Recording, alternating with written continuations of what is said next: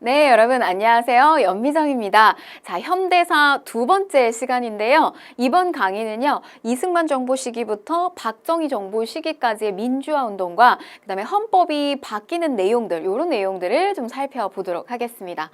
자, 그러면 먼저 기출주제 64고요. 이승만 정부의 장기 집권과 4.19 혁명인데요. 제가 이제 좀 전체적인 골격을 먼저 좀 잡아드리도록 할게요. 자, 이승만 정부. 우리나라 초대 대통령 이승만 정부 시기 때 헌법이 두 번 바뀌게 됩니다. 자, 우리가 첫 번째 1차 개헌이라고 하고요. 자, 이 1차 개헌의 별명이 있어요. 이 1차 개헌의 별명은 뭐냐면 발췌 개헌입니다. 발췌 개헌. 사실 이 발췌 개헌이라고 하는 것은요, 어떻게 보면 이제 정부의 입맛에 우리가 왜 뭔가 이렇게 발췌한다라고 하잖아요. 뭔가 그 목적에 맞게끔 헌법을 고쳤다라고 하는 뜻이 들어가기도 합니다. 그래서 발췌해서 자, 요렇게 바꿨다. 어떻게 바꿨다? 1차 개헌의 핵심 내용은요, 이겁니다. 직선제예요. 대통령을 뽑는 것이 우리는 처음에는 재헌국회의원을 우리 손으로 뽑았어요. 그래서 우리 손으로 뽑은 이 재헌국회의원이 대통령을 뽑는 형태, 이게 간선제란 말이죠. 그런데 1차 개헌을 통해서 이승만 정부는 직선제로 헌법을 바꾸게 됩니다. 이제 그게 왜 그랬을지는 우리가 내용을 통해서 살펴보도록 할 거고요. 자, 그 다음에 2차 개헌입니다. 자, 2차 개헌도 역시요, 별명이 있어요. 이 별명이 뭐냐면 4.4 오입이 되겠습니다.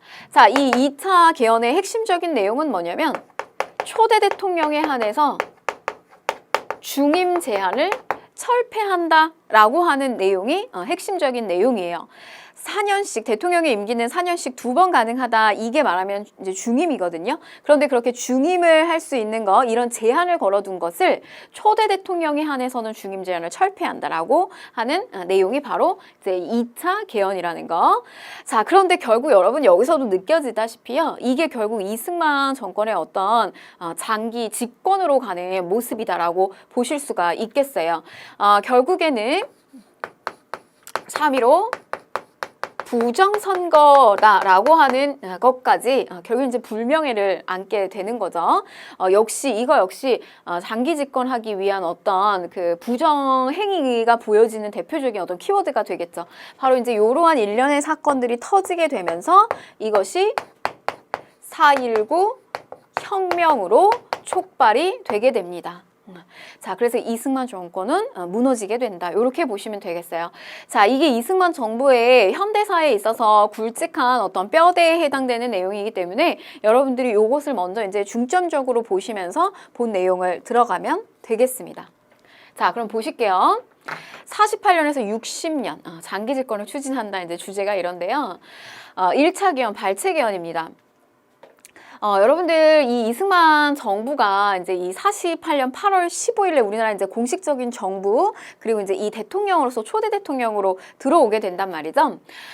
그런데 이제 요게 시기가 언제냐면요. 요 1차 개헌이 이루어지는 시기가 52년에 이루어지게 되고요. 우리가 이 50년이 되면 무슨 일이 있냐면 이 50년 6월 25일 전쟁이 일어나고 있었던 그런 시점이에요. 그래서 요게 이제 53년까지 이어지게 되는데 요 앞에 우리 그 48년이 여러분 좀 연도의 감각, 어떤 시기적인 감각을 조금 기억을 좀 떠올려 보시기 위해서 48년에 50총선을 통해서 재헌국회의원들이 탄생을 하게 된단 말이죠. 그러면 여러분 이 48년 5월에 재헌국회의원이 임기 2년으로 탄생이 됐어요. 뽑혔단 말이죠. 그러면 여러분 이제 이 총선을 다시 치르려면 2년 뒤에 총선을 다시 치러야 되죠. 그래서 50년에 이제 총선을 다시 치르게 됐는데 이때 치루어지는 국회의원들이 전부 좀 이렇게 반 이승만 세력. 이승만에게 이제 불만이 정치를 이승만이 하게 되면서 이승만에게 불만이 생긴 이런 어떤 그 불만 세력들이 많이 당선이 된 거예요. 그러니까 이게 많이 당선이 되니까 이승만의 입장에서는 더 이상 이렇게 이제 간선제 국회의원들에게 표를 받아서 대통령이 되기는 어렵다라고 하는 판단을 하게 됩니다. 그래서 이렇게 바로 이제 이 전쟁 50년 6월 25일 전쟁이 터지고 임시 수도가 어디로 있었죠? 우리 부산으로 이렇게 있었던 요 전쟁통에 있었던 요 시기 때 바로 1차 개헌을 추진을 하게 되는 거예요. 우리 53년 7월 달에 여기는 이제 이 휴전협정이 체결되기 때문에 이 시기도 역시나 전쟁통에 놓여져 있었다는 거. 근데 바로 그 시기에 무리하게 저거를 추진시킨 거, 개헌을 추진시킨 것이 바로 이 발췌 개헌이고요. 핵심적인 내용은 직선제예요. 근데 얼마나 반대를 많이 했겠어요, 이 국회의원들이. 그래가지고 아예 그냥 이들을요, 그 통근버스를 통째로다가 다 납치를 해가지고 이들을 탄압을 하게 됩니다. 그래서 결국에는 이 말하자면 이제 뭐 공산당의 자금을 받았다, 이런 이제 누명 혐의를 뒤집어 씌워가지고 이들을 구속하게 되고요. 결국에는 이제 대통령 직선제를 중심으로 하는 이 개헌안을 통과를 시키게 돼요. 이게 바로 1차 개헌이다. 근데 입맛에 맞게 발췌해서 절충한 거예요. 그래서 요것을 가지고 그리고 이때는 이제 일부 뭐 이렇게 양원제라고 하는 거 국회도 이렇게 분리시키는 어떤 그런 양원제 내용도 이제 들어가게 되는데요. 그거보다 일단 중요한 거는 뭐냐면 핵심적인 내용은 요렇게 직선제로 바꿨다라고 하는 거, 그 내용이 중요합니다. 대통령 직선제를 중심으로 하는 개헌안, 저 내용을 채택했다는 거. 자, 그래서 이제 정 부통령은요, 직선제로 들어가게 되고요. 52년에 2대 대통령 선거에서 이승만이 재선에 성공을 하게 됩니다. 그래서 이제 48년에 이제 대통령에서 우리가 이제 4년이니까 임기가 4년이기 때문에 52년에 다시 한번 요 발췌 개헌을 통해서 대통령에 당선이 되겠고요.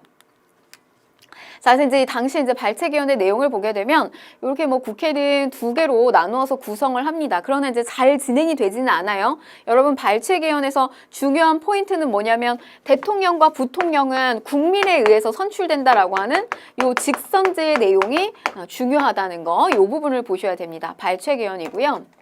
자, 그 다음에 2차 개헌으로 넘어가서 살펴보시게 되면요. 요게 54년에 헌법을 또 한 번 바꿔요.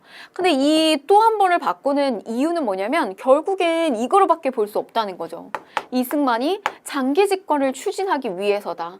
그러면 여러분 이제 한 번 했어요. 48년에서 이렇게 넘어오는 시기에 한 번을 하게 됐고, 그 다음에 52년에 다시 한 번 재선에 성공을 하게 되면서 다시 한 번 대통령직을 하게 됩니다. 그럼 이제 여기서 끝나는 건데 문제는 더 하고 싶은 거예요. 그래서 뭘 했다? 54년에 2차 개헌을 했다. 중임 제안을 걸어뒀던 것을 초대 대통령에 한해서 폐지한다, 철폐한다 라고 하는 내용을 올리게 됩니다. 근데 이 의석수, 이 개헌을 하겠다라고 하는 저 의석수를 넘기지를 못해요. 그런데 점점점 나왔던 그 인구의 수를 버리고 반올림을 시켜버려가지고 결국에는 이 개헌안을 통과를 시켜버리게 됩니다. 이 부분이 중요하다는 것이 아니라요, 여러분, 이런 식의 어떤 꼼수를 써가지고 결국에는 이 헌법안을 통과시켰다, 이렇게 이해하고 넘어가시면 되겠어요. 자, 초대 대통령에 한해서 중임 제안을 철폐했다. 이게 54년의 별명 4.4.5입 개헌입니다. 자, 그러면요, 이제 56년이 되면 저 3대 대통령 선거 이렇게 들어오게 됩니다. 그래서 이 대통령 선거에서요, 당시에 이제 후보로 나왔던 이들이에요. 이승만, 그다음 민주당의 신익희, 그다음 무소속으로 조봉암이 올라오게 되고, 부통령 선거에서는 이기붕과 장면이 올라오게 되는데, 이 피켓을 한번 좀 보세요. 못 살겠다 갈아보자. 그래서 이쪽에서 이제 이 신익희하고 장면 쪽에서 이런 구호를 외치면서 이승만의 정권을 이제 한번 바꾸자라고 하는 어떤 이런 선거 벽보인데요. 뭐 반대쪽에서는 또 당시에 뭐 갈아봤자 별 수 없다, 뭐 구갈이 명간이다, 이제 이런 또 포스터를 같이 오면서 맞불 작전으로 막 했다라고 해요. 자, 그런데 요 3대 대통령 선거 어떻게 됐을까요? 뭐 우리는 이미 결과를 알기 때문에 이승만이 또 대통령이 되죠. 자, 그런데 보시면요, 이 선거에서요, 신익희, 자, 이 신익희라고 하는 인물이 유세에 굉장히 그 호응이 되게 좋았다라고 해요. 어떤 그 민중들의 반응도 굉장히 좋았고, 근데 당시에 그 호남 열차를 타고 유세 현장으로 가는 길에 갑자기 심장마비로 사망을 하게 됩니다. 신익희는 사망하게 되고요. 그래서 이제 자연스럽게 이 이승만 당선을 하게 돼요. 그런데 이제 문제는 뭐냐면 바로 이 무소속에 해당됐던 이 조봉암이요. 생각보다 많은 득표율을 얻게 돼요. 30% 이상에 해당되는 득표율을 얻게 됩니다. 걸림돌이 되는 사람들을 다 처리한다. 자, 그래서 이후에 이제 이런 어떤 체제가 사실은 이승만 대통령 초대 대통령으로서 우리나라의 어떤 초석을 다진 대통령으로서 참 존경하는 인물로 남았으면 참 좋았을 텐데 평가가 굉장히 엇갈리고 있어요. 그래서 보시면 이런 어떤 체제들이 독재 체제를 강화하기 위한 어떤 그런 면모들이 아닌가. 이후에 득표 30% 이상을 득표하면서 선전하는 저 조봉암을 탄압을 하게 됩니다. 요렇게 이제 득표를 얻자 이 조봉암이요. 처음에 무소속으로 나왔다가 이제 진보당을 등록을 하게 돼요. 그런데 이걸 등록을 하지 못하게 등록당 취소 사건이 벌어지게 되고요. 뭐 이유는 이거예요. 뭐 북한 간접하고 내통했다. 뭐 이 시기에 뻔합니다. 뭐 하면요.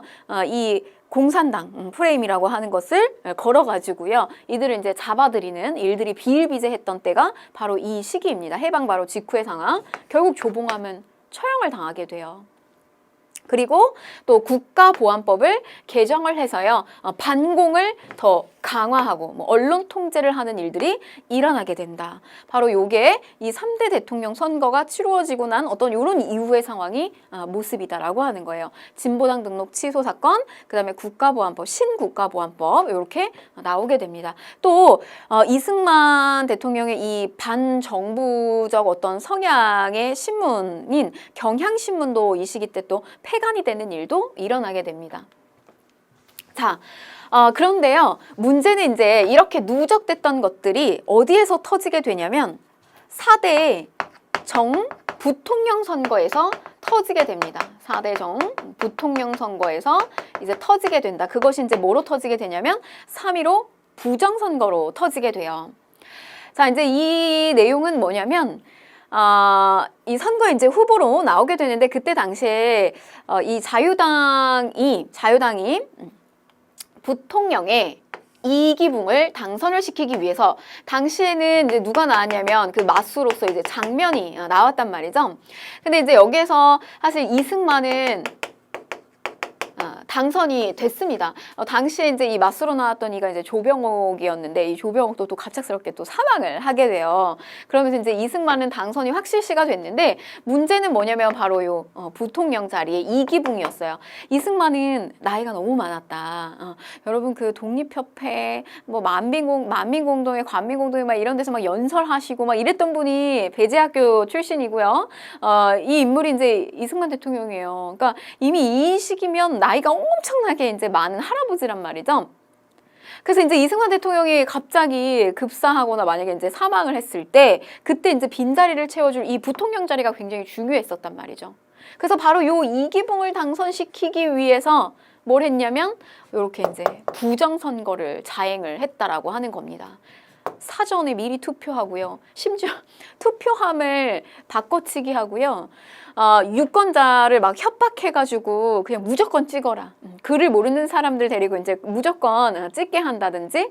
그 다음에 이제 나중에 결국에는 이제 뚜껑을 딱 열어보니까 투표를 하는 사람의 이 유권자 수보다 이 이승만 쪽, 이기붕 쪽을 찍었던 이 투표 수가 훨씬 더 많이 나왔다는 이런 이상한 상황도 발생을 했다라고 하는 겁니다.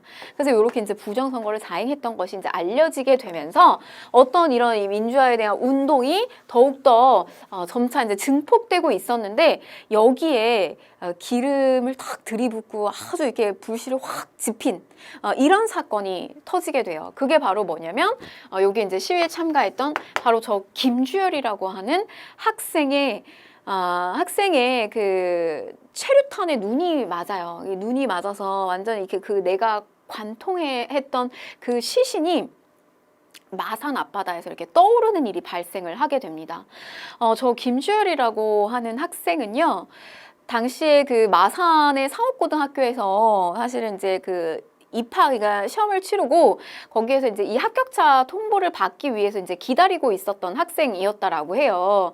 근데 이제 이 마산에서 이제 이런 뭐 시위가 일어나고 하니까 이제 거기에서 같이 이렇게 합류하고 있다가 결국 이제 저런 사고를 크게 당하셨는데 당시에 저 시신이 딱 그 마산 앞바다에 이제 발견이 됐을 때 그게 굉장히 좀 깜짝 놀랄 만한 일이었어요. 그게 이제 신문 기사로도 막 이렇게 막 그 대서특필돼서 막 나왔는데 그 내용을 보니 그 당시에 이제 이 눈에 맞은 이 체류탄이 그 어떤 시위의 진압용이 아니고 굉장히 군용이었다는 거. 그래서 이게 무자비하게 그 체류탄을 맞았다는 거.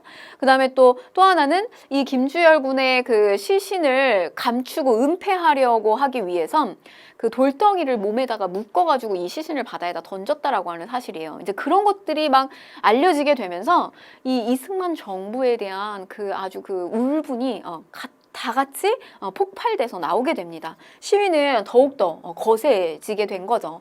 자, 그러자 고려대 학생들 전부 이제 이 대학교 학생들 시위를 전개하고요. 그다음에 이제 심지어는 서울 시내의 대학 교수들까지, 이런 보수적인 대학 교수들까지 이승만에게 등을 돌리게 됩니다.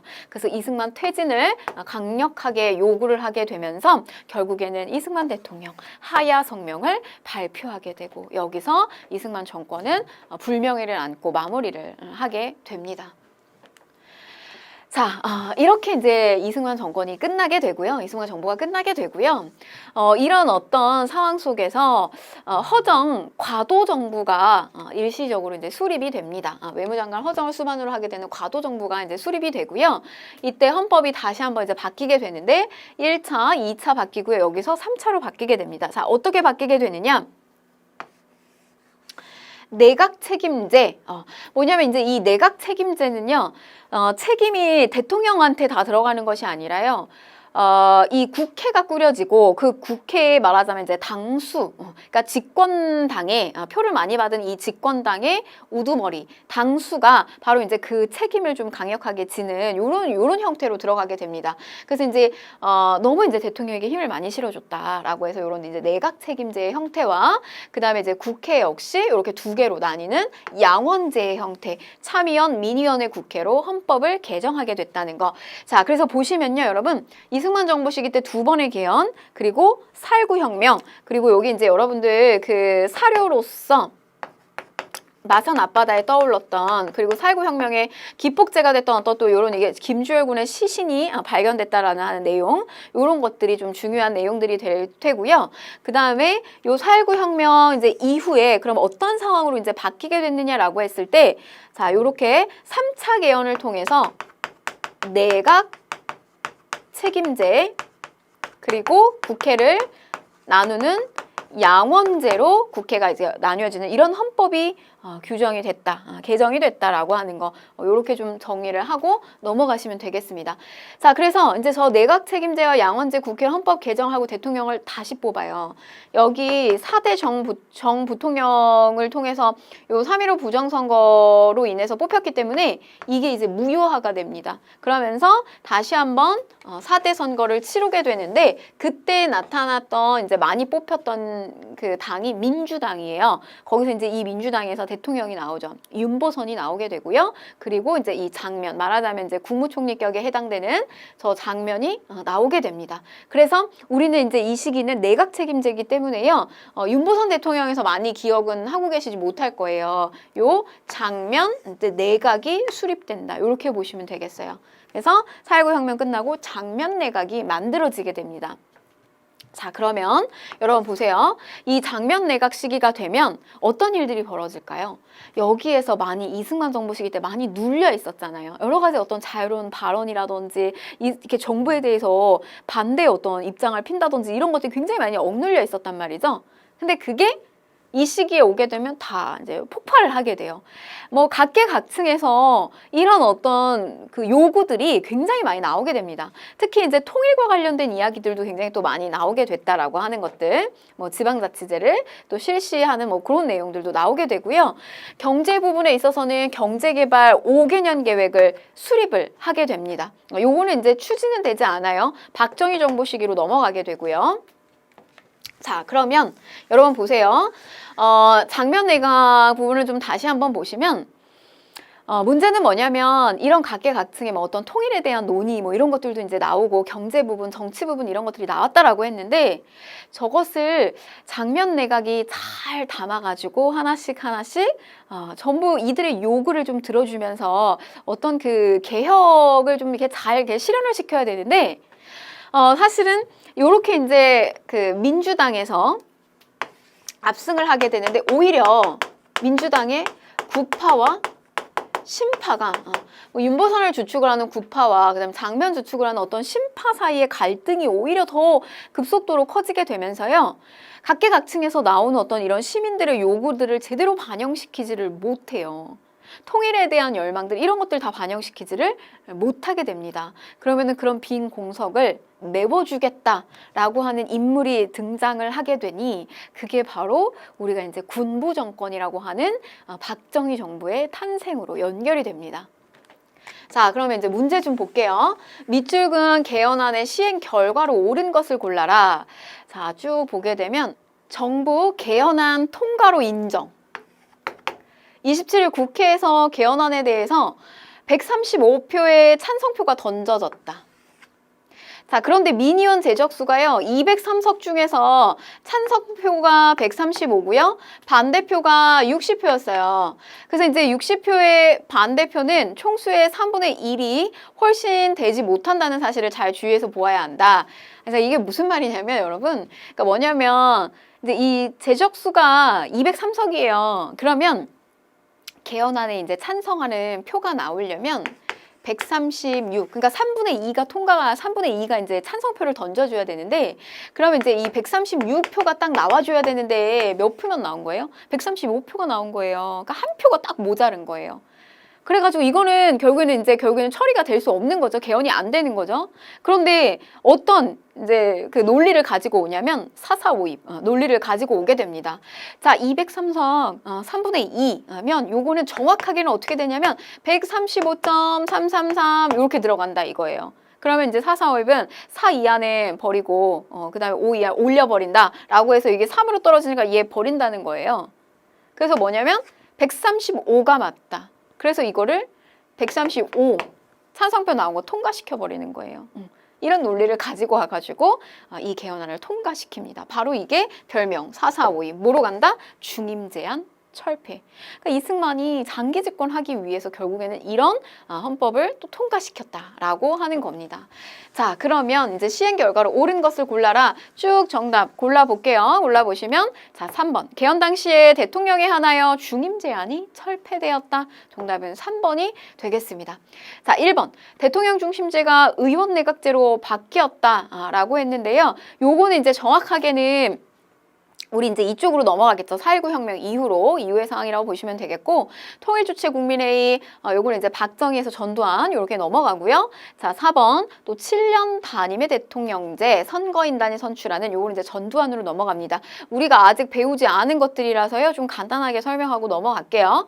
우리나라 최초의 보통선거인 50총선이 실시가 되었다라고 했는데, 이건 훨씬 앞 시기에 해당되는 내용이 되겠죠. 자, 다음 문제 볼게요. 다음 자료를 통해서 알 수 있는 민주화운동에 대한 설명으로 옳은 것을 골라라. 자, 쭉 보시면 자, 첫째, 국민이 원한다면. 이제 이런 어떤 대학 교수단의 시국선언, 그리고 뭐 이제 이 김주열 군의 어떤 시신이 올라오게 되면서 또 3.15 부정선거로 인해서 같이 누적됐던 어떤 이런 시민들의 분노가 폭발되면서 이승만 대통령은 결국에는 하야를 이제 선언을 하게 되죠. 국민이 원한다면, 그렇게 원한다면 대통령직을 사임을 하겠다. 둘째는 지난번 정부통령 선거에서 많은 부정이 있었다 하니 선거를 다시 하도록 지시하였고, 그래서 이제 결국에는 이제 4대 선거는 무효화가 됩니다. 자, 셋째는 선거로 인한 모든 불미스러운 것을 없애게 하기 위해서 이기붕 의장이 공직에서 완전히 물러가겠다고 결정한 것이다.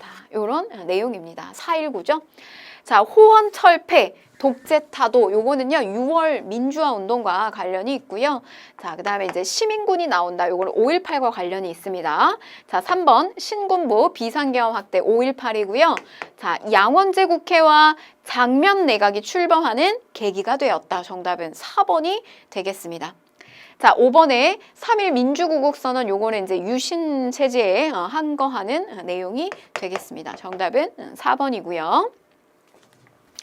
자, 다음 기출주제 65 박정희 정부로 넘어가 보겠습니다.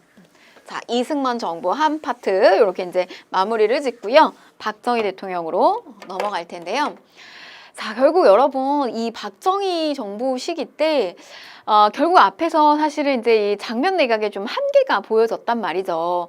그래서 이렇게 좀 흐지부지하게 뭔가 그 3.15 부정선거를 저질렀던 사람들에 대한 어떤 처리도 명확하게 되지가 않고요. 뭐 이제 이런 어떤 여러 가지 혼란기에 그러면 이제 이런 혼란한 상황을 내가 정리해 주겠다라고 하면서 사실 이제 나타난 이가 군부 세력이었던 이제 박정희였습니다. 군사정변을 일으켜서 이제 장면 내각을 붕괴를 시키고요. 국가재건 최고회의 중앙정보부 창설해가지고 이제 군정을 처음에는 실시를 하게 돼요.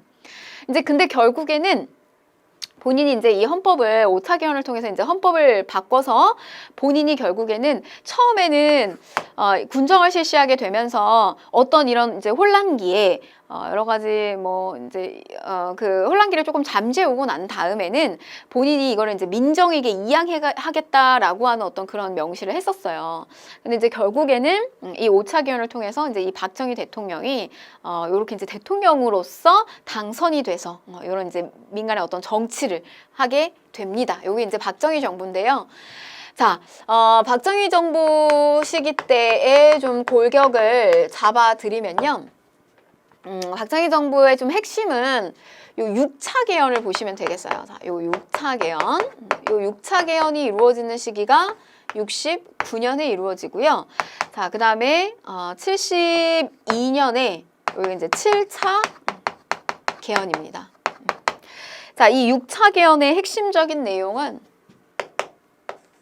삼선 연임이고요. 이 이승만 정부하고 굉장히 많이 닮아 있다라고 하는 걸 알 수가 있어요.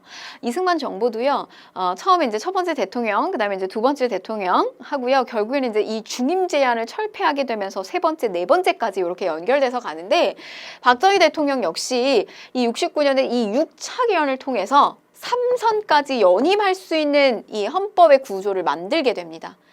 첫 번째 63년에 해서 들어오고요. 67년에 해서 들어와요. 그리고 69년에 3선 연임 가능하게 하고 난 다음에 다시 대통령으로 들어오게 됩니다.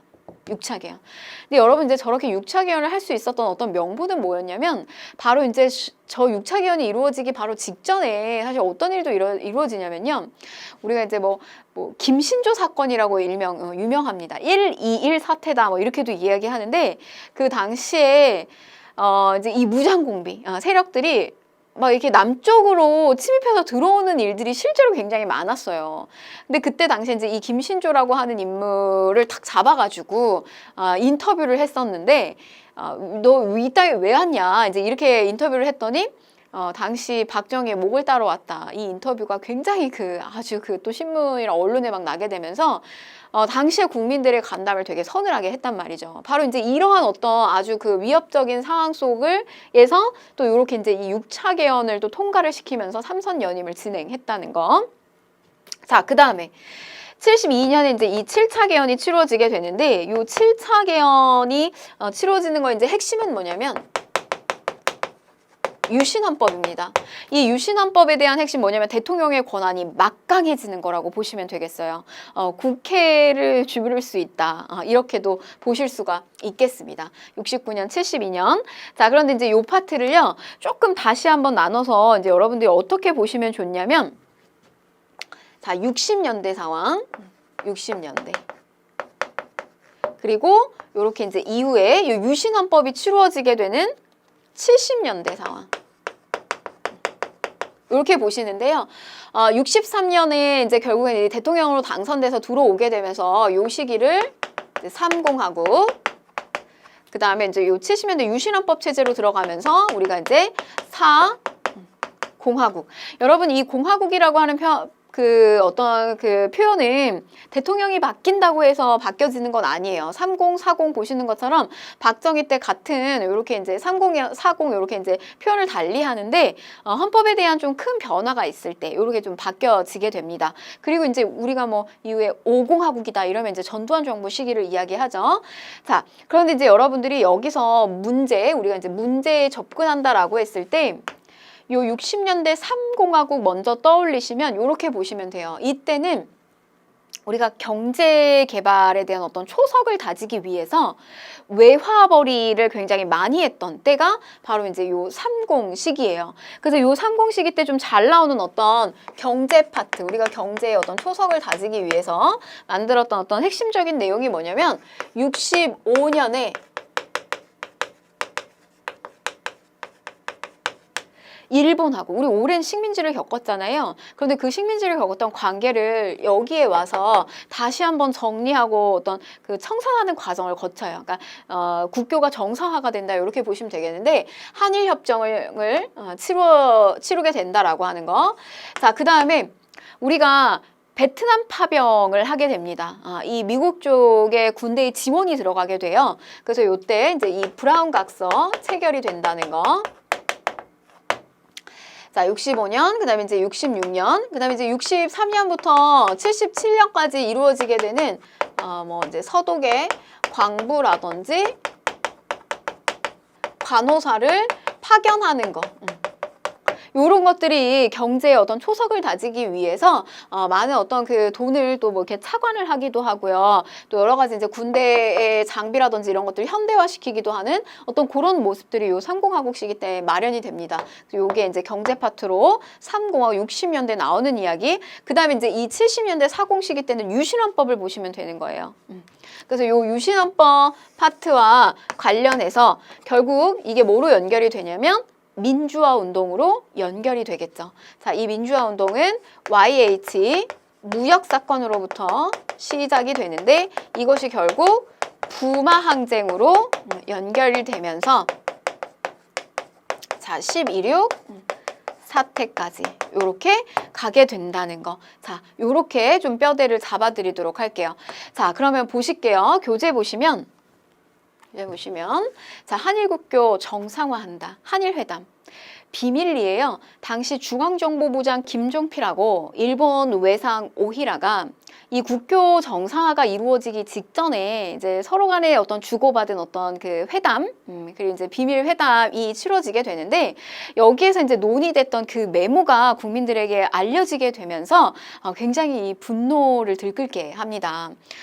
이 내용을 살펴보면요, 이제 어떤 내용이 들어가게 되냐면 우리가 35년이라고 하는 식민지의 어떤 그런 시기를 보냈는데 이게 국교가 정상화가 되려면 최소한 어떤 그런 부분에 대한 불편한 감정들을 좀 해소하고 이게 정상화가 돼야 되는데 거기에는 어떤 사죄의 의미나 배상의 의미라든지 이런 것들이 없었다는 거예요. 독도에 대한 부분, 위안부에 대한 부분, 이런 거에 대한 언급조차 들어가 있지 않았다는 거. 그게 결국 알려지게 되면서 이거는 굴욕적인 회담이다 라고 하면서 격렬한 이제 시위를 하게 됩니다.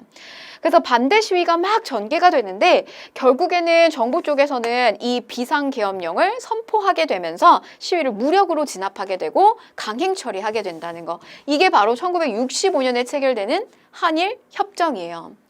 자, 내용 보시면 우리에게 이 사죄한다, 배상한다 이런 명목으로 돈을 빌려주는 것이 아니라 독립 축하금의 형식으로요. 무상 3억 달러. 액수가 많지도 않아요. 우리가 지금 시점에서 살펴보면 그 다음에 차관 2억 달러 제공에 합의를 하게 되면서 국교는 정상화가 됩니다. 일본의 입장에서는요. 어떤 주장을 하냐면 이 대한민국은 정말 그 약속을 지키지 않는 나라다. 우리는 이미 이 시점에서 해결을 다 봤는데 왜 이렇게 이 위안부의 문제라든지 이런 문제를 가지고 계속해서 계속 추진을 시키려고 하느냐, 그런 시위를 알아서 좀 처리를 해야 되지 않느냐, 이제 이런 일본의 입장도 있고요. 그 다음에 또 이제 한편으로는 이 정부의 어떤 이런 결정, 근데 조금 보면 어떤 그 큰 틀에서 정부의 어떤 이런 무리한 결정들이 사실은 피해 당사자들에 해당되는 사람들의 어떤 입장이라든지 이런 것들을 조금 더 철저하고 조금 더 세심하게 좀 고려했으면 좋지 않았을까라고 하는 그런 점들을 좀 생각해 볼 만한 문제이기도 합니다. 한일 국교 정상화고요. 자, 그 다음에 이제 베트남 파병인데요. 이 베트남 파병 같은 경우 이제 미국 요청에 따라서 우리 이제 군대 지원을 하게 됩니다. 월남전에 군대를 파병하게 돼요. 군대를 파병하는 대신에 굉장히 이제 많은 청년들이 갔을 거란 말이죠. 이렇게 이제 군대를 하는 대신에 우리 역시 군 장비의 현대화라든지, 그 다음에 이제 이 베트남 전쟁을 치르는 동안 여러 가지 물자라든지 이런 것들 우리 기업의 제품들 많이 쓰고 막 이러다 보니 베트남 특수라고 하는 것을 또 누리게 돼요. 그래서 이제 그런 어떤 파병에 대한 대가로 경제 발전을 위한 원조를 제공받기도 하지만 또 한편으로는 우리 한국의 군인과 베트남 여성 사이에서 낳게 되는 라이따이안이라고 하는 좀 버려진 또 아이들, 이런 아이들도 또 존재하는 피해를 또 받게 되고요. 그 다음에 또 한편으로는 이 베트남의 어떤 이 전쟁을 치르는 과정 속에서 이 숲을 이제 막 이렇게 죽이게 하는 그런 고엽제 같은 것들, 이런 것들이 또 많은 당시에 파병됐던 군인들이 피해를 본 뭐 이런 문제라든지 그런 또 한계를 가지고 있기도 하다라고 하는 거.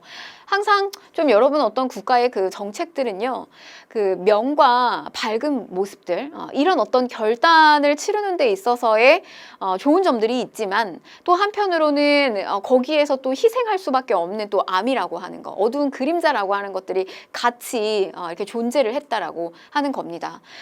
당시에 어떤 이 박정희 정부의 경제 발전의 어떤 초석을 다지기 위해서 이렇게 추진했던 이런 정책들은요, 평가가 좀 갈리고 있어요. 일부는 굉장히 뭐 우리의 보릿고개, 그러니까 막 굶주리고 막 전쟁 끝나고 나서 막 황폐화되고 이런 것들, 경제를 살린다라고 하는 그런 점에서 박정희의 향수를 굉장히 느끼시는 분들이 또 많이 있고요. 또 한편으로는 결국 이제 이 박정희 정부도 유신 체제라고 하는 이제 이 장기 독재 체제 계속 유지하게 가게 되면서 많은 또 민주화 운동이라든지 무고한 또 시민들을 또 이렇게 뭐 굉장히 이렇게 탄압하는 이런 일들이 또 많이 자행이 되면서 그런 부분에 대한 또 비판적인 시각들도 존재를 하게 됩니다. 그런 이제 평가는 여러분들에게 좀 맡기겠고요. 자, 그 다음에 이제 넘어가셔서 요게 이제 6차 개헌이에요. 바로 이제 이 삼선 연임을 허용하는 헌법을 개정하게 되면서 정권에 대한 어떤 유지, 계속 지속을 하게 됩니다. 반대의 투쟁은 굉장히 이제 극렬해지죠. 그리고 이제 이때 삼선 연임 허용하는 헌법 개정에서 다시 대통령으로 7대 대통령으로 나오게 되는데, 이때 등장했던 이가 누구냐면 이제 바로 우리 이제 훗날 대통령이 되시죠. 이 김대중 대통령이죠. 가까스로 누르게 됩니다. 뭐 당시 이제 뭐 김대중 대통령의 막 별명은 뭐 눈물이 많은 남자, 막 이래서 그 굉장히 그 감정적으로 이렇게 호소를 하는 그런 연설을 되게 잘하셨다라고 해요. 그래서 막 유세 현장에 가게 되면 또 사람이 굉장히 많았는데, 당시에 어떤 요런 구도가 또 박정희 대통령의 입장에서는 이제 이 김대중 대통령의 어떤 이렇게 치고 들어오는 어떤 이렇게 급성장하는 어떤 이런 모습들이 사실 달갑지는 않았을 거다. 자, 이렇게 그냥 설명을 드리고 넘어갈게요. 10월 달에 72년 10월이 되면요, 유신 선포를 하게 됩니다. 닉슨 독트린 발표로 인해서 냉전 체제가 완화가 됩니다. 자, 당시 이제 이건 미국 대통령의 어떤 외교 정책이에요. 그런데 이제 더 이상 어떤 뭐 이렇게 베트남전 같이 이렇게 직접적으로 개입해가지고 어떤 이 공산주의 국가라든지 막 이렇게 대적하지 않겠다, 어떤 그런 완화 정책이라고 생각을 하시면 됩니다. 독트린 나오면요, 미국의 어떤 외교 정책이에요. 닉슨 대통령의 외교 정책. 근데 냉전 체제 완화시킨다. 자, 당시에 김대중 대통령 선전하고 있죠. 정부 불안감을 고조하고 있죠. 그래서 우리는 10월 유신을 선포하게 된다. 근데 이제 이 이야기는 뭐냐면요, 이런 어떤 냉전 체제가 완화가 되면서 우리가 이 시점에서 뭐가 나오게 되냐면 7.4 남북 공동성명이 발표가 돼요. 그래서 뭐냐면 처음으로 우리 그 전에 굉장히 뭐 무력 통일 막 이런 입장에서 이제 조금 한 발 물러나서요. 어떤 평화적인 입장에서 북한하고 같이 이런 공동성명을 발표를 하게 됩니다. 비밀리에 이제 만나서 이런 성명을 하게 되는데 이 명목을 가지고 겉으로는 이제 표면적으로는 이런 7.4 남북 공동성명 우리가 마치 이제 곧 통일이 될 것 같은 어떤 그런 분위기를 풍기지만 각기 다 사실은 이거를 정권 유지를 하는데 조금 이용한 측면이 있다는 거. 그래서 남쪽 같은 경우는 이 7.4 남북 공동성명을 제시를 하고요. 10월 유신을 선포하게 돼요. 우리 현대사의 과제는 민주주의가 맞다. 그렇지만 우리는 아직은 남한하고 북한이 이렇게 나뉘어져 있는 분단되어 있는 좀 특수한 상황이다. 그래서 한국만의 민주주의가 필요하다. 한국적 민주주의. 유신입니다. 그럼 이제 유신의 내용을 보셔야 되잖아요. 통일주체 국민회의를 만들어요. 여러분, 이 통일자가 나오면 박정희 대통령 떠올리시면 돼요. 그러니까 뭐냐면 7.4 남북공동성명 나오게 되면서 우리가 바로 이렇게 통일의 어떤 분위기가 흐르는 이 시점에서 우리가 어떤 체제를 유지해야 되느냐 이런 입장에서 만들어진 기구예요. 근데 결국 이제 박정희 대통령의 기구기 때문에 여기에서 뽑히는 사람 박정희 대통령일 수밖에 없어요. 자, 임기 6년에 대통령 선출하고요. 국회의원의 3분의 1을 선출을 할 수가 있습니다. 유신체제 안에서 이루어지는 거예요. 국회의원 3분의 1을 여러분 대통령이 선출할 수 있는 거예요. 자, 그 다음에 대통령에게 국회 해산권 가지고 있고요. 또 헌법상 국민의 자유라든지 권리를 잠정적으로 정지, 시키는 거예요. 이게 긴급조치권이에요. 그래서 법이 있지만 이 법보다 대통령의 어떤 갑작스러운 어떤 그런 긴급조치 딱 발동이 되면 다 정지시킬 수 있다라고 하는 거. 요런 것들이 부여가 된 게 그게 바로 이제 유신헌법입니다. 민주화에 대한 그 열망을 강렬하게 원하는 사람들의 입장에서 이 유신헌법은 결국 박정희 대통령의 독재를 상징하는 어떤 그런 헌법일 수밖에 없겠죠. 자, 그래서 여러 이제 저항들이 이루어지게 되는데요. 뭐 장준하 선생, 개헌 청원 100만인 서명 운동, 민주 인사들, 제야의 민주 인사들 다 쏟아져 나오게 됩니다. 철폐해라. 그리고 3.1 민주 구국 선언. 요거는 이제 3.1절 기념이에요. 3.1절 기념 명동성당에서 기념 미사 때 박정희 대통령의 어떤 저런 퇴진, 그다음에 어떤 유신에 대한 철폐 이런 내용들을 담고 있는 민주 구국 선언을 발표하게 됩니다. 또 탄압으로는요 인혁당 사건이라고도 이야기를 하는데 여러 이제 대학생들이나 그다음에 이제 제야의 어떤 이런 진보적인 민주 인사들을 국가를 전복하려고 했다. 북한하고 내통해서 이제 국가를 전복하려고 계획했다라고 해서 이들을 영장도 없이 체포해서 막 사형 집결하고 막 이런 일들이 이루어지게 됩니다. 인혁당 사건, 3.1 민주구국선언, 개헌청원, 100만인 서명운동. 자. 그러면 이제 이 박정희 정부의 붕괴, 유신 체제의 붕괴의 어떤 첫 출발이 되는 것은 저런 YH 무역 사건으로부터 출발이 돼요. 자, 여러분 여기서부터 이제 보시는데 당시에 이제 경제 개발이 조금 보면 이제 뭔가 이렇게 극단에 달했던 어떤 시점이라고 보시면 되겠어요. 이 시점 자체가. 그래서 어떤 그 중공업이라든지 이런 부분에 너무 이렇게 과잉 투자하게 되는 어떤 그런 모습들, 그런 모습들 속에서 YH 당시에 무역 그 가발 공장이 부도가 나게 됩니다. 그래서 이제 부도가 나게 되는데 거기에서 이제 일자리를 갑작스럽게 잃어버린 이런 이제 직원들이 이제 부당 해고를 당하기도 하고 월급 제대로 받지도 못하고 이제 이런 일들을 당하게 된 거예요. 근데 이런 부당한 폐업 조치의 과정에서 그 한 명의 여성 노동자가 이렇게 사망하는 사건이 발생을 하게 돼요. 근데 어떤 이제 이런 일련의 사건을 당시에 누가 이것을 또 같이 조금 이렇게 지지를 해줬냐면 당시 이제 신민당의 총재였던 이 김영삼, 훗날 대통령이 되시죠. 이 김영삼이 이들을 이제 지원을 하게 돼요. 그러면서 요 YH 무역 사건을 또 이제 지지해주자 이 김영삼 대통령을 국회에서 제명을 시켜버립니다. 그래서 이 김영삼의 말하자면 이제 고향이자 말하자면 이제 정치적으로 이 김영삼을 뽑아줬던 어떤 구역에서 그게 바로 이제 부산과 마산이었는데 이 부산 마산에서 유신 반대 시위가 극렬하게 전개가 됐다는 거. 이게 바로 이제 부마 항쟁이에요.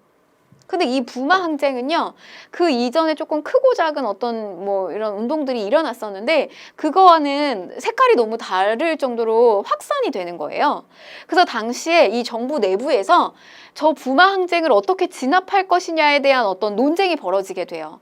그때 이제 말하자면 이 박정희 대통령의 왼팔과 오른팔이에요. 중앙정보부장이었던 김재규와 그다음에 당시에 경호실장이었던 차지철이라고 하는 인물 사이에 평소에도 조금의 어떤 그 경쟁의 구도가 있었다라고 합니다. 여러 가지 어떤 정치적인 입장이라든지 이런 것들에 의해서. 근데 둘 사이에서 이제 이 부마 항쟁의 진압을 두고요, 굉장히 이제 반대 입장에서 서로 갈등을 빚게 돼요.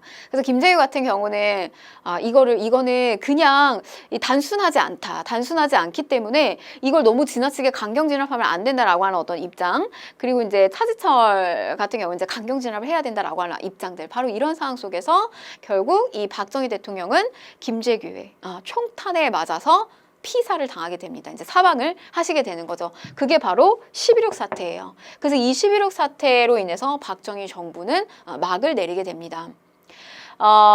저 김재규라고 하는 인물도요, 평가가 좀 엇갈립니다. 민주화 운동을 좀 이렇게 열렬히 좀 지지하는 또 그 입장에서는 진보의 일부 이제 세력들 중에서의 또 입장은 김재규 같은 경우는 어떤 저 유신, 장기 집권을 독재하고 있는 저 유신의 가슴에 이제 총탄을 날렸다. 그래서 유신을 종결시켰다. 이렇게 좀 칭송하는 입장도 있고요. 근데 한편으로는 또 한편 쪽에서는 저거는 그냥 단순히 김재규와 이 차지철 간의 어떤 그 정치적인 그 알력의 구도라든지 그다음에 경쟁 구도 속에서 일어났던 그런 사건이다. 뭐 이런 입장도 있기도 합니다. 자, 결국 이제 이 유신 체제는 붕괴가 됐다라고 하는 거. 이게 바로 이제 60년대, 70년대 박정희 시대의 종결이에요. 자, 이 박정희 정부의 경제와 사회 정책을 좀 간단하게 좀 살펴보실게요. 1, 2차 경제 개발 60년에서 70년 이렇게 보시면 됩니다. 5개년 계획을 이제 추진을 시키게 되는데요. 처음에는 경공업을 육성시켜요. 이 경공업은 가벼운 제품, 뭐 고무신, 뭐 가발과 같은 이런 거. 그래서 노동 집약적이 우리는 가지고 있는 어떤 그 자본이나 뭐 기술력이 아직은 이때는 제대로 잘 갖추어지지 않았기 때문에 할 수 있는 건 뭐냐면 저임금으로 노동력을 통해서 저렇게 이제 많이 공장에서 이제 만들어내는 요런 어떤 경공업을 많이 육성을 시킵니다. 1970년에 우리 한강다리 하나 건너는 것도 쉽지 않았거든요. 그런데 이제 경부고속도로 1970년에 완성을 하게 되고요. 그러나 이런 어떤 눈부신 발전 속에서 바로 이제 이런 어떤 명이 있었다면, 밝은 모습이 있었다면 이런 그림자가 있었다는 거. 그게 바로 뭐냐면 이제 전태일의 분신 사건이에요. 이게 이제 이 70년에 이루어지게 되는데, 당시에 그 동대문 평화시장에서 그 시다부터 시작해가지고요. 그러니까 아주 그 맨 처음에 이렇게 조금 이렇게 뭐 굳은 일 같은 거 이제 도와주는 일부터 이제 시작을 해서 그 공장에서 이제 계속 일을 하는 거죠. 근데 낮은 임금, 열악한 노동 환경. 그 전태일 평전을 보게 되면요. 당시에 공장의 상황이 얼마나 열악한 정도였냐면 여기에 이제 막 여러 가지 뭐 제품이라든지 이런 것들이 막 공장에 막 가득 쌓여 있고 하니까 도시락 뚜껑을 그 좁은 데서 이제 도시락을 먹으려고 뚜껑을 이렇게 열면 뭐 이게 5분도 채 되지 않아 가지고 하얀 색깔 쌀밥이 이렇게 먼지구더기로 그득했다라고 해요. 그리고 막 잠도 제대로 이렇게 자지 못하고 8시간 노동 근무제 뭐 이런 거 없습니다. 잠을 자지 못하게 할 정도로 뭐 여러 가지 막 일들이 자행되기도 했다라고 하는 거예요. 그래서 여성들 같은 경우 뭐 임신이라든지 이런 것도 하기가 사실은 되게 어려운 뭐 그런 어떤 상황 속에서 계속 전태일이 요구를 하게 됩니다. 대통령한테 직접 친필 편지를 보내기도 해요. 근데 이제 그런 것들이 받아들여지지 않자 이제 본인이 기름을 붓고 분신 자살을 하시게 됩니다.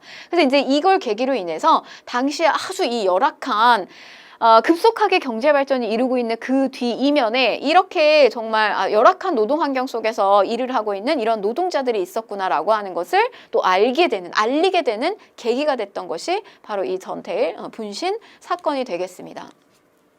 자, 다음은 이제 3, 4차 경제개발인데요.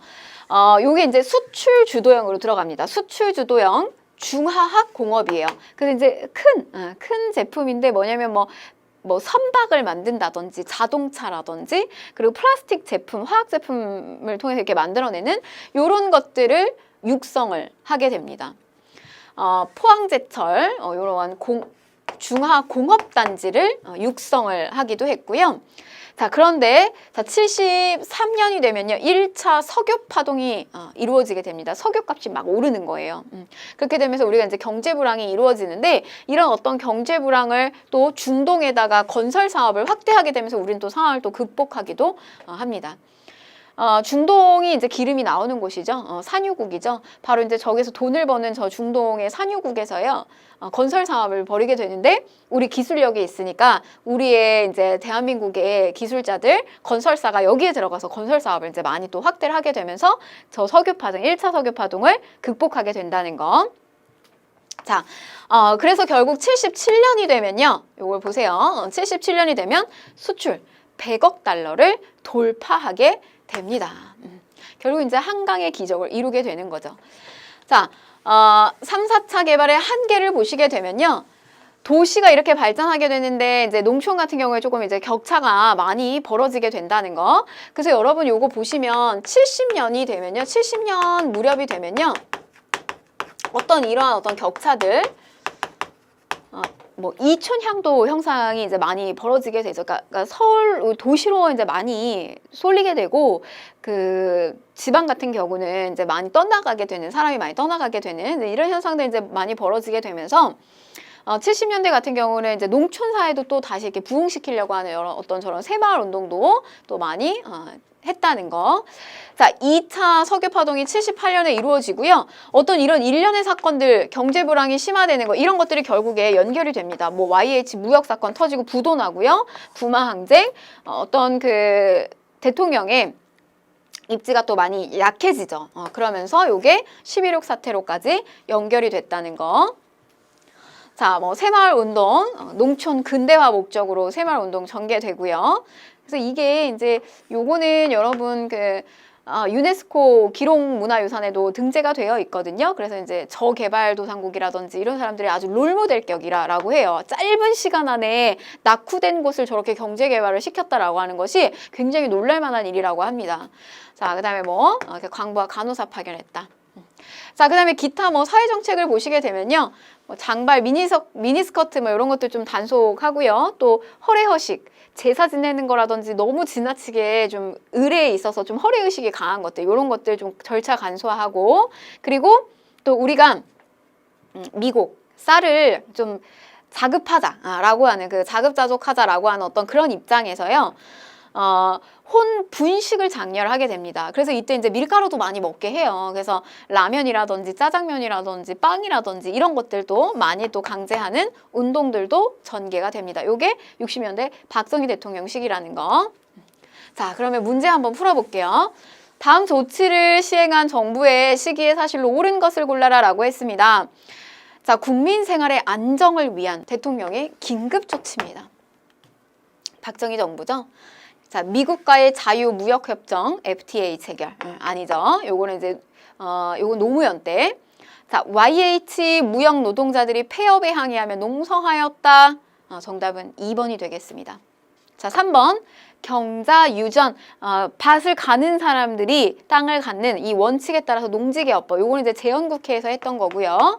그다음에 개성공단이 건설되었다 요거는 노무현 정부 시기. 자, 5번에 금융실명제 요거는 김영삼 정부로 넘어가게 됩니다. 정답은 2번이고요. 네, 이렇게 해서요. 오늘 이 이승만 정부부터 박정희 정부 시기까지 한번 살펴봤습니다.